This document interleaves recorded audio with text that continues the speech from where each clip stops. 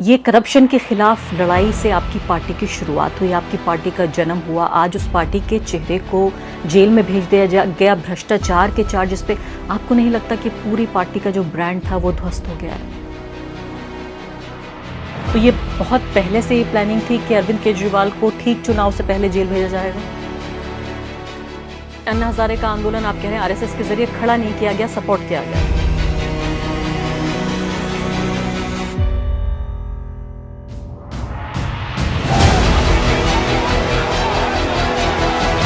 BJP भ्रष्टाचार में डूबी हुई है। मैं देश के प्रधानमंत्री से हाथ जोड़ के गुहार करती हूँ कि ऐसा तमाशा खत्म करें, अन्यथा आप चाहते हैं कि विपक्ष खत्म हो जाए। अब मुझे भविष्य की बात बताइए। आप बहुत सारे लोग आम आदमी पार्टी के सपोर्टर्स हमारा चैनल भी देखते हैं और आपको सुनने की ख्वाहिशमंद भी हैं कि अब आप क्या करेंगे आगे। अभी बताइए, आपके तो हाथ भी काट दिए, पैर भी काट दिए, अब क्या करेगी आम आदमी पार्टी?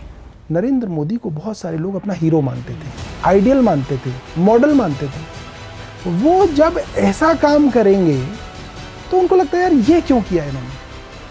आप तो 400 पार जा रहे थे, आप तो विश्वगुरु होने की बात कर रहे थे, आप तो यूक्रेन और रशिया की लड़ाई रोक रहे थे, आप अपने मुख्यमंत्रियों से ही लड़ने भिड़ने में लगे हुए। ये जो अरविंद केजरीवाल जी की जो गिरफ्तारी है, ये टर्निंग पॉइंट है हिस्ट्री का। और आप देखेंगे इसके बाद पूरे इंडिया अलायंस के अंदर एक भारी सपोर्ट जो है दिखेगा, लोगों की हमदर्दी दिखेगी और इस हमदर्दी के कारण इंडिया अलायंस के नंबर्स बढ़ेंगे। मैं कोई सेफोलॉजिस्ट नहीं हूँ, मैं नहीं समझता कि कितनी % वोट बढ़ेंगे, कहाँ पे क्या फ़र्क पड़ेगा, मगर मुझे ऐसा लगता है कि बहुत जल्द आप देखेंगे कि भारतीय जनता पार्टी को अपनी गलती का एहसास होगा कि ये ब्लंडर हो गया।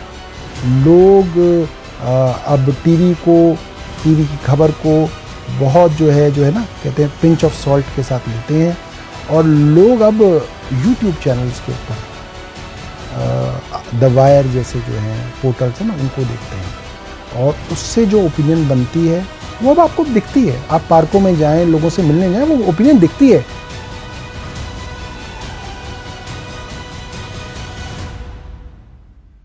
नमस्कार, द वायर में आपका स्वागत है। मैं हूं आरफा खानम शेरवानी। जो लोकसभा चुनाव हुए हैं उनको अब कुछ ही दिन बाकी हैं और उससे पहले जिस तरह का मैं कहूँगी वज्रपात या जिस तरह की क़यामत गुजर रही है भारत की राजनीति में, वो इससे पहले शायद कभी नहीं हुआ। पूरी तरीके से भारत का जो पॉलिटिकल कल्चर है, जो राजनीतिक संस्कृति है, उसको बदल रही है, जिसमें कि सिटिंग चीफ मिनिस्टर्स जो बहुत ही लोकप्रिय मुख्यमंत्री हैं उन पर बाकायदा मुकदमे दर्ज करके उन्हें जेल भेजा जा रहा है। अरविंद केजरीवाल दूसरे ऐसे मुख्यमंत्री बन गए जिनको जेल भेजने की न सिर्फ कोशिश की बल्कि अब कई दिन गुजर चुके हैं। होली भी अरविंद केजरीवाल की हवालात में ही गुजरी है और इस दौरान जो उनके पार्टी के कार्यकर्ता हैं वो सड़क पर उतरे हुए हैं, जाहिर है विरोध प्रदर्शन कर रहे हैं, प्रधानमंत्री आवास को भी घेरने की वो कोशिश कर रहे हैं। दूसरी तरफ आप ये देखिए कि एक तरह के प्रोटेस्ट के लिए दूसरी तरह का प्रोटेस्ट, काउंटर प्रोटेस्ट, ये भी भारत की राजनीति में बड़ी नई चीज़ है कि बीजेपी के कार्यकर्ता ये प्रोटेस्ट कर रहे हैं। अरविंद केजरीवाल के जो कार्यकर्ता हैं आम आदमी पार्टी के, वो कह रहे हैं हमारे चीफ मिनिस्टर को आप रिलीज़ कीजिए। दूसरी तरफ जो बीजेपी के कार्यकर्ता हैं वो कह रहे हैं कि अरविंद केजरीवाल का इस्तीफा चाहिए।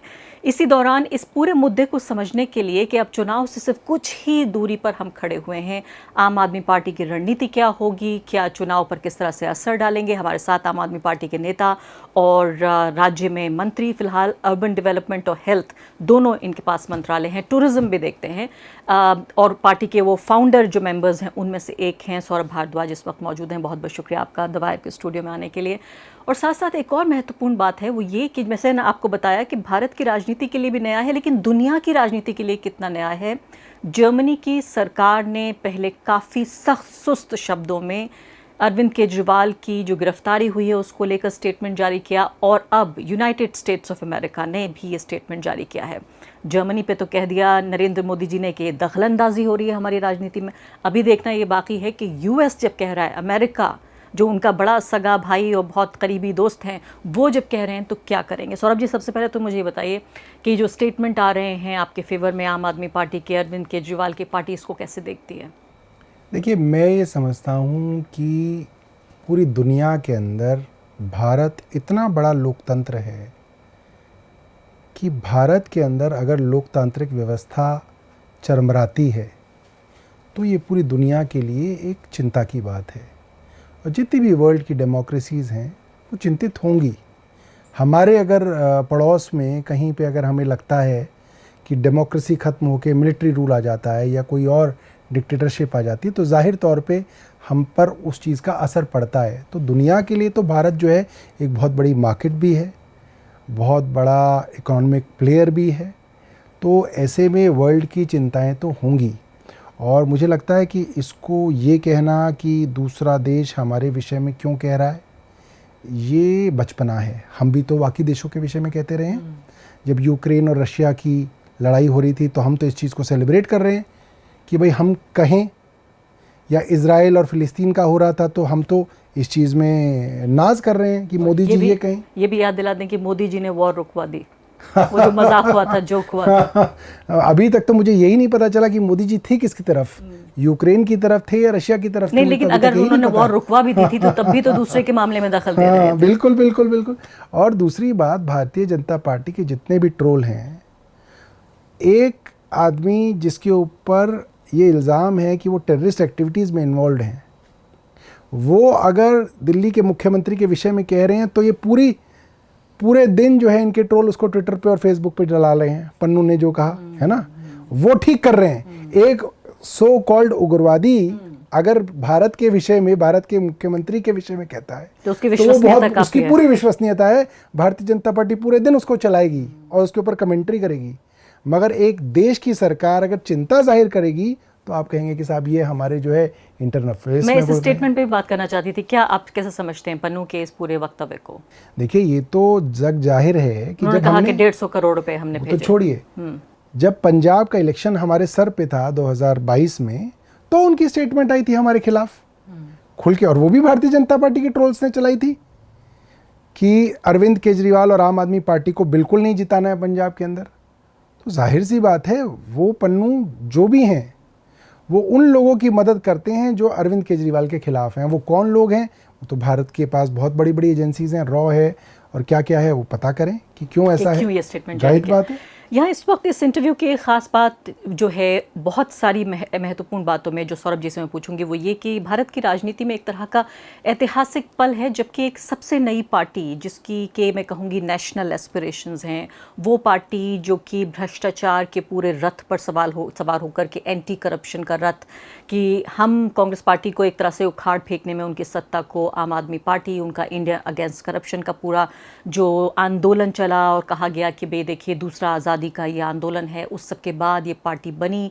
अरविंद केजरीवाल उसके चेहरे हैं और उस चेहरे को फिलहाल हवालात में भेज दिया गया भ्रष्टाचार के आरोपों में। मुझे लगता है कि ये कोई किसी फिल्म की स्क्रिप्ट है शायद जो चल रही है, क्योंकि लगता नहीं है कि हमारे ही एक ही जीवन काल में, एक ही लाइफ टाइम में ऐसा हो रहा है। सौरभ जी, 13 साल इस बात को गुजर रहे हैं। मुझे याद है कि मैं माइक लेकर और कवर कर रही थी जो ये पूरा अन्ना आंदोलन जिसको कहा गया, या इंडिया अगेंस्ट करप्शन। ये करप्शन के खिलाफ लड़ाई से आपकी पार्टी की शुरुआत हुई, आपकी पार्टी का जन्म हुआ। आज उस पार्टी के चेहरे को जेल में भेज दिया गया भ्रष्टाचार के चार्जेस पे। आपको नहीं लगता कि पूरी पार्टी का जो ब्रांड था वो ध्वस्त हो गया है? देखिए, ध्वस्त करने की कोशिश ज़रूर हुई है, मगर आप अगर अब दिल्ली के अंदर निकल जाएं तो दो तरीके के लोग हैं। एक तो आम आदमी पार्टी के लोग हैं, वो तो नहीं मानेंगे, जाहिर सी बात है, वो आम आदमी पार्टी के लोग हैं। जो भारतीय जनता पार्टी के कोर समर्थक हैं वो कहेंगे अरविंद केजरीवाल भ्रष्ट है। वो आज से नहीं, वो 2013 से कह रहे हैं अरविंद केजरीवाल भ्रष्ट हैं, अरविंद केजरीवाल देश के दुश्मन हैं। उनकी अलग एक सोच है। मगर जो बाकी 30-35% दिल्ली का न्यूट्रल वोटर था, जो ना आम आदमी पार्टी का कोर वोटर है ना वो बीजेपी का कोर वोटर है, जो समय के साथ तय करता है कि इस बार मैं इनको वोट दूंगा, इस बार मैं उनको वोट दूंगा, वो वोटर आज कह रहा है कि अरविंद केजरीवाल को झूठे मुकदमे में फंसाया गया है। और वो काफ़ी दुखी है इस बात को लेके कि जिस तरह से केंद्र सरकार ने पूरा का पूरा षड्यंत्र रचा है। आप सोचिए, 100 करोड़ कोई छोटी रकम कोई ना होती है। आज सुबह मेरे से पार्क में कोई कह रहा यार 100 करोड़ कोई छोटी चीज़ कोई ना होती है कि गायब ही हो गई ना। वो किसी के घर, और एक दो नहीं 500 जगह छापे मार रखे हैं इन्होंने, 500 जगह। चलो अरविंद केजरीवाल जी के घर में नहीं मिलेगी, मनीष जी के घर पे नहीं मिलेगी, कहीं तो मिलेगा। इन्होंने तो हमारे छोटे छोटे कार्यकर्ताओं तक के घरों में और उनकी बिजनेस लोकेशंस में सब जगह छापे मारे हैं। गोवा में, पंजाब में, बॉम्बे में, मतलब हर जगह इन्होंने छापे मारे हैं। दिल्ली में तो पता नहीं, दिल्ली, गुड़गांव, नोएडा की तो गिनती ही नहीं है। कुछ भी तो नहीं मिला। तो आपका ये मानना है कि आपकी ब्रांड को नुकसान नहीं पहुंचा है, वो ब्रांड जो करप्शन के खिलाफ खड़ा हुआ था, और ख़ासकर एक ऐसा मिडिल क्लास, ये भी माना गया कि आपकी पार्टी के सपोर्टर्स वो लोग भी हैं जो अपने को अब तक ए पॉलिटिकल या गैर राजनीतिक कहते रहे, जो लेफ्ट भी नहीं है, राइट भी नहीं है, वो एक अर्बन पॉपुलेशन है, उस तरह के लोगों के लिए एक नई पार्टी आई, एक नई राजनीति की शुरुआत हुई। आपको नहीं लगता कि ये डैमेज हुआ? अब आरफा जी, आज से करीब 15 दिन पहले अगर आप मुझसे सवाल पूछती तो मैं इसका जवाब ये देता कि भारतीय जनता पार्टी का वोटर आज ये पक्का मानेगा कि हम लोगों ने भ्रष्टाचार किया है, और न्यूट्रल वोटर को भी लग रहा होगा कि कुछ तो है। इतना शोर जनरल क्या होता है, एक आम आदमी कहता है यार इतना शोर मच रहा है, कुछ तो किया होगा इन्होंने, ये एक जनरल टेंडेंसी है लोगों की। मगर हम धन्यवाद करेंगे सुप्रीम कोर्ट का कि जब से ये इलेक्टोरल बॉन्ड की जो पर्दा था, जो चोरी छुप के चंदा लेने की पूरी ये जो स्कीम लाए थे जेटली साहब, जब से वो पर्दा हटा है, अब जो मुझे लगता है कि जो साधारण वोटर है, सामान्य वोटर है, न्यूट्रल वोटर है, उसको भी भारतीय जनता पार्टी का असली चेहरा पता चल गया। अब आपको मैं 2 मिनट देंगे तो मैं आपको समझाऊंगा। देखिए, ये पूरा मामला जो अरविंद केजरीवाल जी की गिरफ्तारी हुई है, उसका सबसे बड़ा आधार है एक बिजनेसमैन जिनका नाम है शरद चंद्र रेड्डी, ठीक है। और वो छोटे मोटे आदमी नहीं है, 25,000 करोड़ की कंपनी चलाते हैं उनके पिता, औरोबिंदो फार्मा, और उसकी कई सब्सिडीज। तो 25,000 करोड़ बहुत होता है।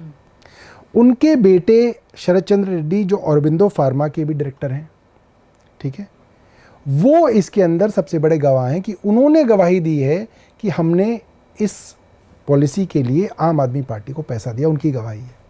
अब अगर आप उनके बैकग्राउंड पे जाएंगे तो आप देखेंगे जब ये पॉलिसी चली जुलाई के अंदर, ये पॉलिसी 2022 में ये पॉलिसी ख़त्म हो गई। नवंबर के अंदर शरद चंद्र रेड्डी से पहली बार 9 नवंबर 2022 को इन्हें ईडी ने बुलाया, इनसे सवाल पूछे। इन्होंने बोला मैं अरविंद केजरीवाल से कभी नहीं मिला, पैसे लेन देन का कोई सवाल ही नहीं उठता। ये इनका बयान दर्ज है ईडी के उसमें रिकॉर्ड्स में आज भी। अगले दिन 10 तारीख को आपने उनको गिरफ्तार कर लिया। अब आपने नवंबर में गिरफ्तार किया, दिसंबर, जनवरी, फरवरी, मार्च, अप्रैल में उनकी बेल लगी, लोअर कोर्ट में रिजेक्ट हो गई, क्योंकि ईडी ने कहा कि साहब ये हमें बयान नहीं दे रहे। इन्होंने लोअर कोर्ट में कहा कि मेरे ऊपर ईडी दबाव डाल रही है कि जो ये चाहते हैं वो मैं बात कहूँ, कि मैंने रिश्वत दी, मैं ये बात कहूँ, और मेरे ऊपर यूज़ ऑफ फोर्स हो रहा है, मेरे ऊपर बल का प्रयोग हो रहा है, मेरे जो एसोसिएट्स हैं उनके ऊपर बल का प्रयोग हो रहा है कि मैं ये झूठा बयान दूँ। लिहाजा इनकी बेल रिजेक्ट हो जाती है। अब आप सोचिए, एक 25,000 करोड़ की कंपनी चलाने वाले का बेटा, मतलब एक सुपर अमीर की औलाद, उसको आप सड़ाएंगे जेल में, तो उसकी क्या हालत होगी। 6 महीने बाद तो आप उसको जो कहोगे वो कहेगा, और उसको लग रहा है कि पता नहीं अब कितने साल अंदर रहेंगे। तो ये दबाव के तहत आपको लग रहा है? हाँ, उसने खुद कहा है दबाव। उन्होंने पैसे भी दिए फिर आप सुनिए, फिर उसने अपना बयान पलट दिया। मई के अंदर उसने अपना बयान पलट दिया, और फिर हाई कोर्ट के अंदर उसने बेल लगाई कि साहब मेरी कमर में दर्द है। अब आप बताइए, कमर में दर्द के लिए आपके एडिटर भी आपको छुट्टी नहीं देंगे। वो कहेंगे कोई बात नहीं, मूव वूव लगा के आ जाओ, पेन किलर खा के आ जाओ। कौन देता है? छुट्टी भी नहीं देता कोई कमर के दर्द के लिए। इनको हाई कोर्ट के अंदर बेल दे दी और ईडी ने अपोज नहीं किया। इसका मतलब सेटिंग हो गई। और फिर जब ये छूटते हैं जेल से तो इन्फॉर्मर वो बन जाते हैं, अप्रूवर, सरकारी गवाह बन जाते हैं। क्यों? क्योंकि इसी कंडीशन पे ही आपको छोड़ा जाएगा। तो आप ये कहने की कोशिश करें कि अगर इस पूरी कड़ियों को हम जोड़ने की कोशिश करें, जैसे जॉइनिंग द डॉट्स अंग्रेजी में हम कहते हैं, तो ये बहुत पहले से ही प्लानिंग थी कि अरविंद केजरीवाल को ठीक चुनाव से पहले जेल भेजा जाएगा? मेरे को लगता है कि ये इनके लिए सबसे उपयुक्त टाइमिंग थी। एक चीज़ मेरी रह गई, तब जब ये जेल से रिहा होते हैं तो नवंबर में इनकी 3 कंपनियां, औरोबिंदो फार्मा और उनकी 2 सब्सिडरीज 50 करोड़ रुपया इलेक्टोरल बॉन्ड से भारतीय जनता पार्टी को देते हैं। जिस दिन ये अरेस्ट हुए हैं 10 नवंबर 2022 को, उसके 5 दिन बाद 15 नवंबर 2022 को 5 करोड़ रुपए देते हैं। मतलब वो आदमी जो मनी लॉन्ड्रिंग का आरोपी है, जिसके विषय में भारतीय जनता पार्टी का प्रवक्ता रोज टीवी पे बैठ के कह रहा है कि शरद चंद्र रेड्डी ने मनी लॉन्ड्रिंग की है, शरद चंद्र रेड्डी जो है भ्रष्ट है, आप उस शरद चंद्र रेड्डी से 55 करोड़ रुपए ले लेते हो। और उसकी गिरफ्तारी के बाद? उसकी गिरफ्तारी के बाद, जब आप खुद ये डिक्लेयर कर चुके हो कि इसने मनी लॉन्ड्रिंग की है, तो 55 करोड़ रुपए आरफा जी ऐसा नहीं होता कि मैं जो है 5,000 रुपये का चंदा आपकी पेटी में डाल गया, आपको पता नहीं चला। 55 करोड़ रुपए का इलेक्टोरल बॉन्ड आपको मिला होगा, तो ऐसे तो है नहीं कि कोई दरवाजे पे आपके डल गया। आपको कोई बाकायदा मिला होगा, डिस्कशन किया होगा, उसने बोला होगा ये लो 10 करोड़ का, ये लो 10 करोड़ का, ये लो 5 करोड़ का, फिर आपने उसको जो है कैश भी कराया है। तो ये तो आपको तो अच्छा, ये क्यों लिया? क्योंकि इनको लग रहा था इसके ऊपर तो पर्दा डला हुआ है, ये तो दुनिया में किसी को पता ही नहीं चलेगा। तो आसान शब्दों में अगर दर्शकों को मैं बताऊं तो जिस व्यक्ति की बुनियाद पे ये पूरा करप्शन का ईडी का केस खड़ा हुआ है आपके खिलाफ, उस व्यक्ति को पहले जेल भेजा गया। उससे पहले का स्टेटमेंट इनके खिलाफ था, जेल भेजा गया। जेल के बाद उसने अपना स्टेटमेंट बदला, बीजेपी को बाकायदा पैसे दिए और अब वो व्यक्ति मुकर गया अपने बयान से, और अब वो सरकारी गवाह बन गया। और लेकिन अरविंद केजरीवाल जेल चले गए। देखिए, और उससे पहले मनीष सिसोदिया जेल चले गए, संजय सिंह जेल चले गए। आरफा जी, ये जो बात मैं कह रहा हूँ ये मेरे आरोप नहीं है, ये तथ्य हैं। ये तो तथ्य हैं, बिल्कुल। ये तथ्य हैं कि उसने स्टेटमेंट क्या दिया। नहीं, ये तो हमने वायर पे रिपोर्टिंग की है, ये तो ऐसी खबर है, इसको तो इसको तोड़ा मरोड़ा नहीं जा सकता। और जैसे आपने कहा है, इसको किसी और शब्दों में भी नहीं रखा जा सकता। चलिए, आपकी बात तो दुरुस्त है, लेकिन अब सवाल यहाँ पे ये पैदा हो रहा है कि चुनाव से ठीक पहले हम यहाँ खड़े हुए हैं। आपकी बातें दुरुस्त हैं, लेकिन ये बड़ी टेक्निकल बातें हैं, लॉजिकल बातें हैं, ये तो बड़ी लीगल बातें हैं। आम आदमी कैसे इस बात को समझेगा जो रोज़ की आपाधापी में जो लगा हुआ है? उस आदमी को कहाँ इस बात की फुर्सत है कि वो ये देखे? वो तो सिर्फ ये जानना चाहता है ब्लैक और वाइट, अरविंद केजरीवाल भ्रष्ट हैं या वो नहीं है।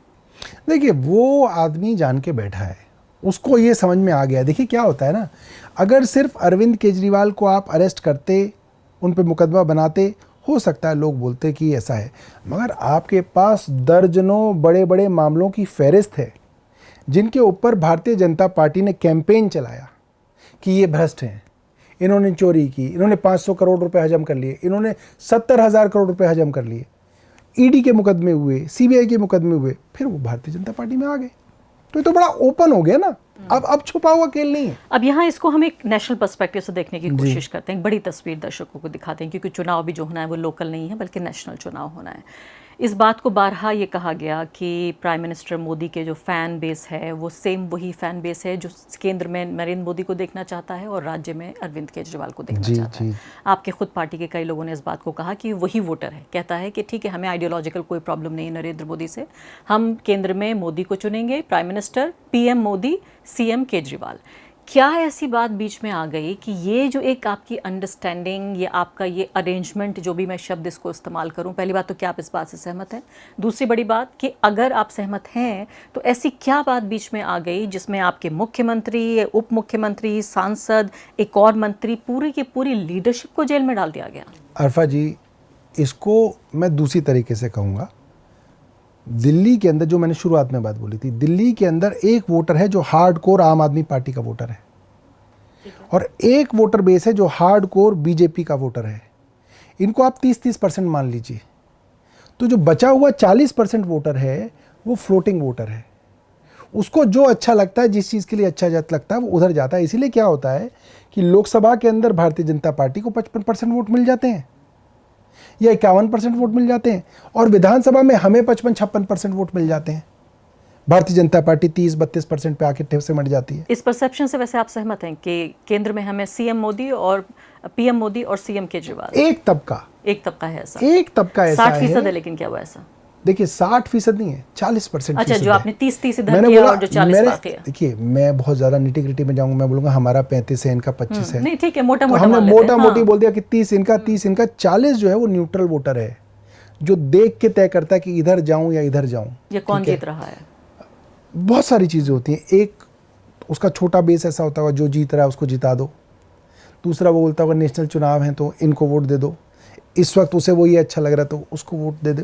मगर मैं आपको बताऊं कि उस वोटर को इस चीज़ से भी परहेज था कि सीएम मोदी को गाली ना दें, ठीक है, और उस वोटर को इस चीज़ से भी परहेज था कि मोदी जो है ज़बरदस्ती दिल्ली के लोगों को या दिल्ली सरकार को परेशान ना करें एलजी से।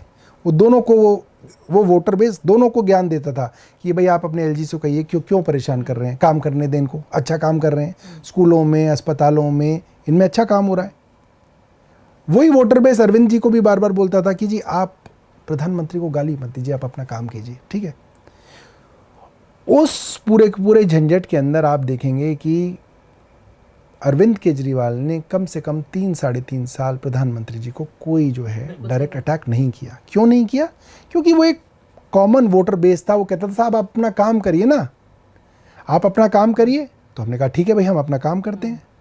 मगर उस दौरान जब हमने इनको कोई डायरेक्ट अटैक नहीं किया, हम पॉलिसी पे अटैक करते रहे, प्रिंसिपल्स पे अटैक किया, हमने डायरेक्ट जो है इस तरह से नहीं किया। उसका खामियाजा क्या मिला? हमें एक आ गया कि साहब ये तो बीजेपी की बी टीम है, ये तो भारतीय जनता पार्टी के मिले हुए हैं, अगला सवाल ये तो आरएसएस है, ये तो किसी ने बोला छोटा, क्या बोलता है, छोटा पैकेट, कुछ छोटा रिचार्ज है आरएसएस का, ये सब कहा गया। छोटा मोदी भी कहा, छोटा मोदी कहा, छोटा रिचार्ज कहा। आज वो सारे लोग जिन्होंने कहा वो खुद अपने दिल में सोच रहे होंगे कि हमने ज़्यादा कह दिया। देखिए हमारी एक छोटी पार्टी है, हमें दिल्ली चलानी है, हम चाहते हैं दिल्ली के अंदर सहूलियतें दे दें। मुझे आपसे असहमति इसलिए होगी क्योंकि अगर आप इंडिया अगेंस्ट करप्शन का पूरा स्ट्रक्चर देखें तो उसमें आरएसएस के इन्वॉल्वमेंट को ना तो आप इनकार कर सकते हैं उससे, ना मैं इनकार कर सकती हूँ। तो जिस पार्टी की उत्पत्ति जिस आंदोलन से हुई उसमें आरएसएस का जो पूरा इन्वॉल्वमेंट था, आप अन्ना हजारे को आप देख लीजिए। अब मैं इसका जवाब जिस तरह का बयान उन्होंने दिया, मैं आपकी बात से काफ़ी तक सहमत हूँ। मगर आरफा जी, एक ही बात को देखने के और कहने के दो लहजे हो सकते हैं। एग्जाम्पल देता हूँ मैं आपको। किसानों का आंदोलन हुआ पंजाब चुनाव से पहले। जाहिर सी बात है किसानों का आंदोलन अगर भारतीय जनता पार्टी की केंद्र सरकार के खिलाफ हो रहा है, उनके 3 काले कानूनों के खिलाफ हो रहा है, तो उन किसानों से हमदर्दी रखने वाले लोग कौन होंगे? कांग्रेसी होंगे, आम आदमी पार्टी के होंगे, क्योंकि यही 2 मेजर प्लेयर हैं पंजाब में जो भारतीय जनता पार्टी के अलावा हैं। लेकिन अन्ना हजारे का आंदोलन आप कह रहे हैं आरएसएस के जरिए खड़ा नहीं किया गया, सपोर्ट किया गया। मैं यही कहता हूं, मैं यही कहूंगा। बिल्कुल, अगर आरएसएस के पास इतनी ताकत होती कि वो अपना आंदोलन खड़ा कर लें तो अरविंद केजरीवाल को क्यों ढूंढते? लेकिन आपने सपोर्ट लिया। उनके पास तो बहुत सारे अरविंद केजरीवाल और जो है अन्ना हजारे मिल जाते। लेकिन आपने सपोर्ट लेना ठीक समझा? नहीं, मैं आपको इसको इस तरह से बताऊंगा। देखिए, किसानों को अगर आप ये बोलें ये साहब आपके यहाँ जो है अरविंद केजरीवाल जी की पार्टी के लोग आके रोज केले बांटते थे और आपने अरविंद केजरीवाल की जो है कि रोटियां क्यों खा ली? ऐसा नहीं है। जब एक आंदोलन होता है तो उसके अंदर तरह तरीके के लोग, कोई रसोई खोल लेता है, कोई टोपियां बांट देता है, कोई वहाँ पे ब्रेड बांट देता है, कोई बन बांट देता है। ये सब तो आंदोलनों में चलता है। चलिए इसी से एक और सवाल पूछ लेती हूँ, फिर आपके भविष्य पर भी मैं आऊंगी। आम आदमी पार्टी का भविष्य जो कि देश की राजनीति से सीधा सीधा जुड़ा हुआ है। 2 महत्वपूर्ण राज्य हैं, कम से कम दिल्ली है, पंजाब है, इसके अलावा गुजरात भी, हिमाचल भी, वहाँ भी कहीं ना कहीं आप पैर पसारने की कोशिश कर रहे थे। आम आदमी पार्टी की आइडियोलॉजी क्या है? मैं हमेशा ये बात कहता हूँ कि आम आदमी पार्टी बड़ी नॉर्मल लोग हैं। हम लोग वो लोग नहीं हैं कि जो बहुत पॉलिटिकल साइंस के अंदर हम प्रोफेसरी करके आए हैं, जिनको बहुत ज़्यादा हमने देखा है कि लेफ़्ट क्या है, एक्सट्रीम लेफ़्ट क्या है, सोशलिस्ट, राइटिस्ट। मतलब हम इस सब डेफिनेशन के अंदर नहीं है। ज़्यादातर तो हम साइंस के स्टूडेंट हैं। मैं इंजीनियर हूँ, अरविंद केजरीवाल जी इंजीनियर हैं। हम सब लोग इस आइडियोलॉजी को सोच के समझ के नहीं आए थे राजनीति के अंदर कि भाई हम इस खांचे के अंदर फिट होते हैं। हम मोटे तौर पे आए व्यवस्था परिवर्तन के लिए, और उस व्यवस्था के अंदर अगर कोई चीज़ लेफ़्ट की हमें लगी कि ये तो बहुत ज़्यादा एक्सट्रीम है तो हमने वो नहीं ली। जहाँ लगा कि तो राइट, रिलीजियस राइट एक्सट्रीमिज़म ये तो बहुत ज़्यादा है तो उसको हमने नहीं लिया। जो चीज़ ठीक लगी, हमारे समझ में आई, वो चीज़ हमने ली। उसी लिए बार बार जो है कभी कोई लोग हमें कह देते हैं कि तो लेफ़्ट। अब आप देखिए, अभी तक 2 महीने पहले तक हमें आरएसएस की बी टीम कहा जा रहा था, अब जो है हमें कांग्रेस की बी टीम कहा जा रहा है। तो आपकी पॉलिटिक्स में पॉलिटिक्स नहीं है? नहीं, ऐसा नहीं है। क्यों नहीं है? पॉलिटिक्स तो है ही। जब हम पॉलिटिक्स के अंदर हैं तो पॉलिटिक्स है ही। मगर मैं ये मानता हूँ कि अगर आप मुझसे पूछें कि हमारी आइडियोलॉजी क्या है तो हम उस लेफ़्ट और राइट वाली पूरी साधारण भाषा के अंदर जो है हम नहीं दे पाएंगे। हम ये कह सकते हैं कि हमारी आइडियोलॉजी के कुछ सिद्धांत जो हैं ओवर 10 ईयर्स हमने डेवलप किए हैं। वो क्या हैं कि हम चाहते हैं कि शिक्षा जो है अच्छी मिले, वर्ल्ड क्लास मिले, सबको मिले, मुफ्त मिले। इलाज भी जो है गरीब से गरीब आदमी का अच्छे से अच्छा इलाज हो जाए। इस तरीके की चीज़ों को, बिजली के विषय में हम ये कहते हैं कि मूलभूत सुविधाओं के अंदर सरकार को बिजली मानना चाहिए। सरकार को एक ऐसा वेलफेयर स्टेट होना चाहिए जिसके अंदर एक मिनिमम बिजली जो है, पानी जो है वो मिलना चाहिए। बीजेपी हिंदू राष्ट्र बनाना चाहते हैं भारत को, आप इससे सहमत हैं? नहीं, कैसे? देखिए, हम तो इसका मतलब तो आपकी आइडियोलॉजी है? आपकी आइडियोलॉजी है इसका मतलब? नहीं, क्यों नहीं है, बिल्कुल है। हम क्या कहते हैं, देखिए हम कहते हैं कि राम राज्य तो होना चाहिए, मगर राम राज्य की डेफिनेशन ये नहीं है कि राम राज्य के अंदर एक धर्म के लोग दूसरे धर्म के लोगों से नफरत करें, एक धर्म का अनुयायी दूसरे वाले से ये करे कि ये अपना धर्म नहीं निभा सकता, मैं अपना धर्म निभा सकता हूँ। राम राज्य के अंदर जो बेसिक प्रिंसिपल्स थे उन पे आओ ना। उसमें था कि कोई जो है बीमार ना पड़े, किसी को इलाज की ज़रूरत हो तो उसका इलाज हो, सब लोग सुखी हों, सबके पास नौकरियां हों। ये थी जो तुलसीदास जी ने राम राज्य की डेफिनेशन की थी। उन्होंने कहीं पे ये नहीं कहा कि जो है राम राज्य के अंदर ये है कि जो है मुसलमानों को जो है इसके अंदर प्रताड़ित किया जाए, ये सब नहीं था कहीं पे भी राम राज्य में। और राम एज सच अगर आप मतलब हम तो तब से जानते हैं जब हम रामलीला करते थे बचपन में जब रामलीला करते थे तो जो राम का कैरेक्टर जो होता था ना, उसको ही कहा जाता था कि राम बहुत सौम्य थे, राम का हृदय बहुत बड़ा था, राम में जो थे माफ करने वाले आदमी थे, दया करुणा से भरे हुए थे। लक्ष्मण उग्र थे, जुबान के भी उग्र थे, लड़ने भिड़ने के अंदर लक्ष्मण हमेशा तैयार रहते थे। परशुराम भगवान से लक्ष्मण भिड़ गए, राम ने रोका नहीं ये नहीं करना। मगर अब जो भगवान राम की इमेज भारतीय जनता पार्टी लाना चाहती है वैसी तो थी नहीं, तो हम उस चीज में बिलीव करते हैं जो है। तो अब आपने कहा कि आप बीजेपी की बी टीम के जो टैग लग रहा था उससे बचना चाह रहे थे, तो नहीं मैं ये कह रहा हूँ कि हम थे ही नहीं, लेकिन जो टैग लग रहा था आपके अब टैग तो अब हमारे पर कांग्रेस का भी हाँ, लग तो रहा मैं है। वही कहने की कोशिश करी हूँ। इसलिए आप ये कह रहे हैं कि पर्सनल अटैक शुरू हुए और इसलिए ये पूरी दुश्मनी शुरू हुई, इसलिए इस केस को इस्तेमाल किया गया। नहीं, इसलिए नहीं। केस तो इसलिए हुआ क्योंकि आम आदमी पार्टी के विषय में भारतीय जनता पार्टी मानती थी कि दिल्ली की पार्टी है, ठीक है, इनको हम निपट लेंगे, इनको हम सुलट लेंगे। एक बार हमारे पंजाब में सरकार बनने की लगभग तैयारी पूरी थी और ये तो कई इंटरव्यूज़ के अंदर सामने आ गया कि किस तरीके से पंजाब के अंदर भारतीय जनता पार्टी ने हमें रोका था। तब 2017 के चुनाव में पूरी तैयारी हुई थी, यहाँ तक ये भी कहा जाता है कि कैप्टन तक की मदद जो है भारतीय जनता पार्टी के कैडर ने, आरएसएस के कैडर ने उस चुनाव में की थी। पंजाब, हाँ, पंजाब का लोकल मीडिया सब जानता है, उन्होंने इसकी बाकायदा रिपोर्टिंग की थी, क्योंकि भारतीय जनता पार्टी को डर था कि अगर अरविंद केजरीवाल दिल्ली से निकल के पंजाब भी पहुंच गए तो इन्हें रोकना मुश्किल हो जाएगा। तो जब हमारी पंजाब में सरकार बनी तो वो हमसे काफ़ी ज़्यादा अलर्ट हो गए कि ये आदमी है जो कल को प्रधानमंत्री मोदी को या भारतीय जनता पार्टी को बड़ी चुनौती दे सकते हैं। Age is on his side. ठीक है, तो मैं जो आपकी बात समझ रही हूँ वो उसके ये कि बाद पीएम मोदी और सीएम केजरीवाल के बाद जब आप आगे बढ़ गए और सीएम भगवंत मान भी हो गए और सीएम और भी दूसरे होने उसके बाद जो आखिरी चीज हुई मैं आपको बताता हूँ। पंजाब तक बीजेपी वॉज वेरी अलार्म्ड कि ये 2 राज्यों में आ गए, बॉर्डर स्टेट है, इनके बस की कुछ नहीं है, और कई सारी लॉ एंड ऑर्डर की सिचुएशंस क्रिएट की गई। उसके बाद कुछ ही महीनों के अंदर हमने गुजरात लड़ा, और जिस तरीके से हमने गुजरात का चुनाव लड़ा, भारतीय जनता पार्टी के अंदर आप मानिए ना मानिए चुनाव लड़ने के एक्सपर्ट तो हैं, लड़ने लड़ाने वाले एक्सपर्ट हैं, और अमित शाह की तो वो कह सकते हैं होम ग्राउंड है। उनकी होम ग्राउंड में जो आम आदमी पार्टी ने गुजरात में चुनाव लड़ा और 5 सीटें जीती, आई थिंक वहाँ से जो है, लेकिन नुकसान तो आपने कांग्रेस को ज़्यादा पहुँचाया। अब देखिए, हम तो इतने सालों से नहीं लड़ रहे, 25 साल से कांग्रेस बाहर है सत्ता से, ठीक है, हम तो अब लड़ना शुरू हुए। थेरी तो वहाँ पे भी हुई कि आपने स्पॉइलर का काम किया, बीजेपी को फायदा पहुंचा, वो तो देखिए, इसलिए कांग्रेस पार्टी हारी। जी मैं तो कह रहा हूँ ना, 25 साल से कांग्रेस बाहर है गुजरात से। अरविंद केजरीवाल तो इस बार गए, पहले 20 साल किसके ऊपर ठीकरा फोड़ोगे, वो भी ढूंढ लाओ फिर कोई, ऐसा नहीं होता। अब एक नई पॉलिटिकल पार्टी नई जगह चुनाव लड़ेगी तो आप कहेंगे कि साहब हम पे यही तो इल्जाम था कि हम बीजेपी, हम पे यही 2 इल्जाम कि फायदा पहुंचा कि चुनाव लड़ा क्योंकि ये बीजेपी की बी टीम है। एक बात बताइए, वही बात मैं जो आ रहा हूँ, बी टीम के लिए हम थोड़ा बहुत तो नुकसान कर लेंगे अपना। चलिए सत्येंद्र जैन को जेल भेज देंगे, मनीष सिसोदिया को भी भेज देंगे, संजय सिंह को भी भेज देंगे, वो दाग मिट गया आपके ऊपर से। और अरविंद केजरीवाल, अब दाग क्या मिट गया, वो एक देखिए आरफा जी, एक इकोसिस्टम के अंदर इस तरीके की बातें फैलाई जाती हैं ताकि दूसरे की क्रेडिबिलिटी खराब की जाए। अब आखिरी 2 सवाल आपसे पूछूं। हम छोटी पार्टी थी, छोटी हैं, तो हमारी क्रेडिबिलिटी के ऊपर निशान लगाना बहुत आसान है। तो आपके विस्तार को रोकने के लिए बीजेपी ये कर रही है क्योंकि आपको खतरा मानती है, और आप ये कह रहे हैं आप बीजेपी की बी टीम नहीं है। इस बात से ये साबित हो गया है। आपके मुख्यमंत्री और उप मुख्यमंत्री दोनों जेल में। अब मुझे भविष्य की बात बताइए। आप, बहुत सारे लोग आम आदमी पार्टी के सपोर्टर्स हमारा चैनल भी देखते हैं और आपको सुनने की ख्वाहिशमंद भी हैं कि अब आप क्या करेंगे आगे। अभी बताइए, आपके तो हाथ भी काट दिए, पैर भी काट दिए, अब क्या करेगी आम आदमी पार्टी?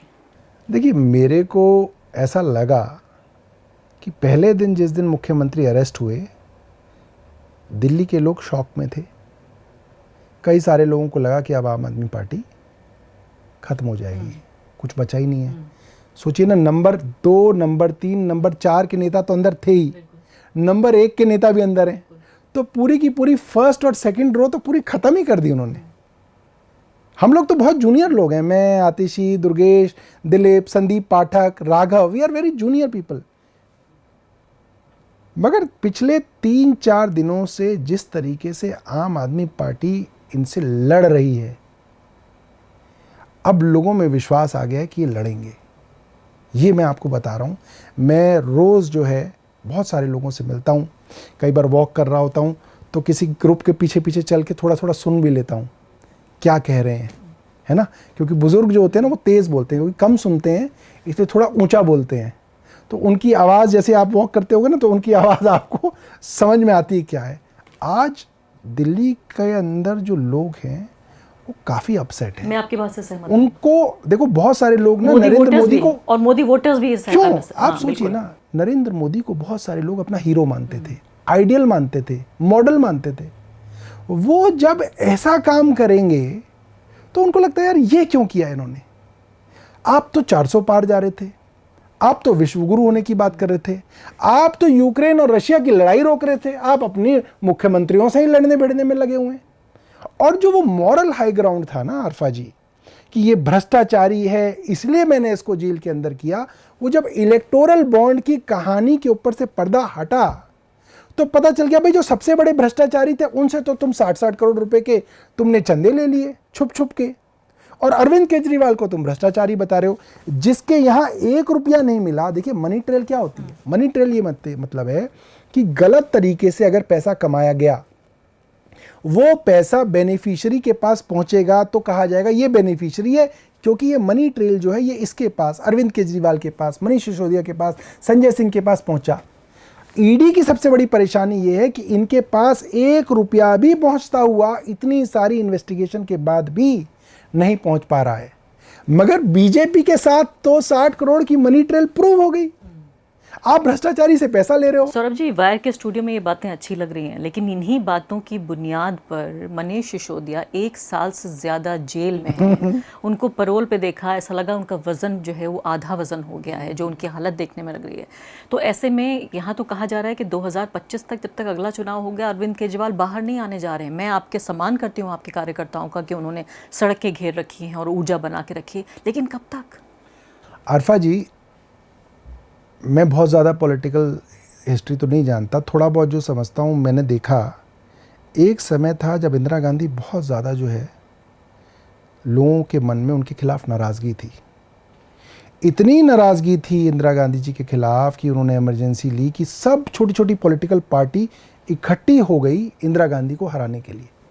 हरा दिया इंदिरा गांधी को। हारने के बाद जब इंदिरा गांधी किसी पोस्ट पे नहीं थी, उनको जनता पार्टी की सरकार ने गिरफ्तार कर लिया।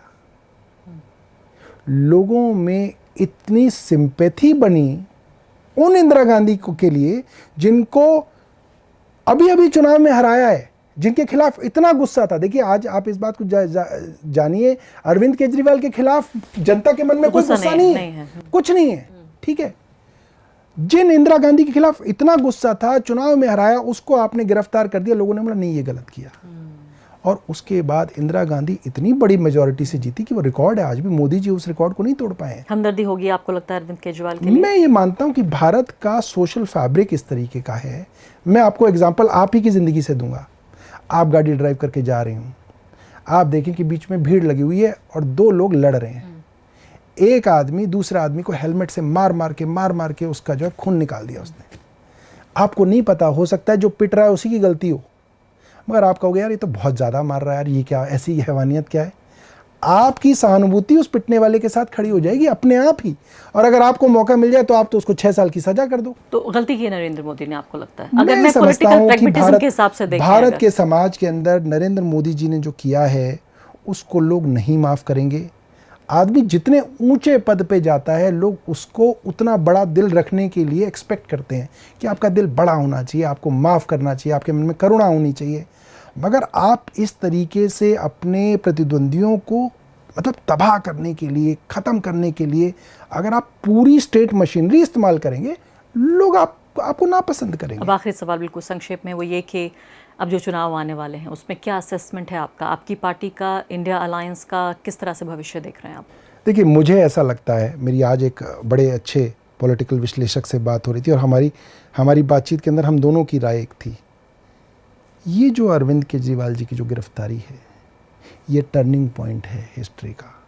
और आप देखेंगे इसके बाद पूरे इंडिया अलायंस के अंदर एक भारी सपोर्ट जो है दिखेगा, लोगों की हमदर्दी दिखेगी और इस हमदर्दी के कारण इंडिया अलायंस के नंबर्स बढ़ेंगे। मैं कोई सेफोलॉजिस्ट नहीं हूँ, मैं नहीं समझता कि कितनी % वोट बढ़ेंगे, कहाँ पे क्या फ़र्क पड़ेगा, मगर मुझे ऐसा लगता है कि बहुत जल्द आप देखेंगे कि भारतीय जनता पार्टी को अपनी गलती का एहसास होगा कि ये ब्लंडर हो गया। कोई भी आदमी, पॉलिटिकल आदमी जो 400 सीटें जीतने का दावा करते हैं, कर रहे हैं, सोच रहे हैं, वो ऐसा रिस्क नहीं लेते। ये रिस्क एक बहुत मेजर रिस्क है जो भारतीय जनता पार्टी ने लिया है। ये सोच के लिया है कि मीडिया नैरेटिव चलाएगा, हम अरविंद केजरीवाल को भ्रष्ट साबित कर देंगे, मोदी जी को मान लेंगे कि भ्रष्टाचार के खिलाफ लड़ते हुए जो हैं ये देवता हैं, मगर ऐसा होगा नहीं। लोग अब टीवी की खबर को बहुत जो है ना, कहते हैं पिंच ऑफ सॉल्ट के साथ लेते हैं और लोग अब यूट्यूब चैनल्स के ऊपर द वायर जैसे जो हैं पोर्टल्स हैं ना, उनको देखते हैं और उससे जो ओपिनियन बनती है वो अब आपको दिखती है। आप पार्कों में जाएं, लोगों से मिलने जाएं, वो ओपिनियन दिखती है। बहुत बहुत शुक्रिया आपका सौरभ भारद्वाज जी। उम्मीद ये करते हैं, आप ये उम्मीद कर रहे हैं कि कम से कम जो हमदर्दी पैदा होगी अरविंद केजरीवाल के जेल जाने से, वो आपकी नई ताकत के तौर पर उभरेगी और आपका कार्यकर्ता सड़क पे है ही। चुनाव तक तो कम से कम उनको देखा जाएगा। भारत के लोकतंत्र और संविधान पे विश्वास रखते हैं और न्याय व्यवस्था पे विश्वास रखते हैं कि एक दिन फिर से लोकतंत्र को तरोताज़ा होते हुए देखेंगे। बहुत बहुत शुक्रिया, आपने समय दिया। Thank you. द वायर के और वीडियोस देखने के लिए सब्सक्राइब करें और बेल आइकन पर क्लिक करें। स्वतंत्र पत्रकारिता की आर्थिक मदद करने के लिए डिस्क्रिप्शन में दिए गए लिंक पर जाएं और अपनी राशि चुनें।